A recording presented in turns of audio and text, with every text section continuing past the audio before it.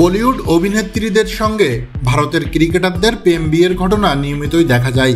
তবে মাঠে ভারত পাকিস্তান চিরপ্রতিদ্বন্দ্বী হলেও বলিউড নায়িকাদের প্রেমে মজে যেতে দেখা গেছে অনেক পাকিস্তানি ক্রিকেটারদের।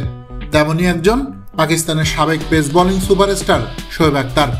ভারতের 90 দশকের জনপ্রিয় নায়িকা সোনালী বেন্দ্রেকে এতটাই ভালো লাগতো শোয়েবের যে তাকে অপহরণ করতে চেয়েছিলেন তিনি।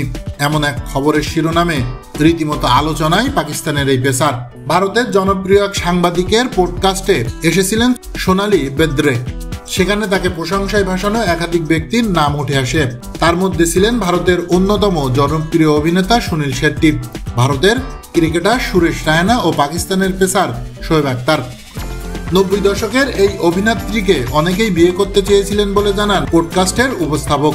সেখানে এক পর্যায়ে উপস্থাপক জানান, সেই সময় শোয়েব আখতার মজা করে বলেছিলেন, আপনাকে বিয়ের প্রস্তাব দেবেন, আর আপনি যদি প্রস্তাব প্রত্যাখ্যান করেন তাহলে আপনাকে অপহরণ করবেন।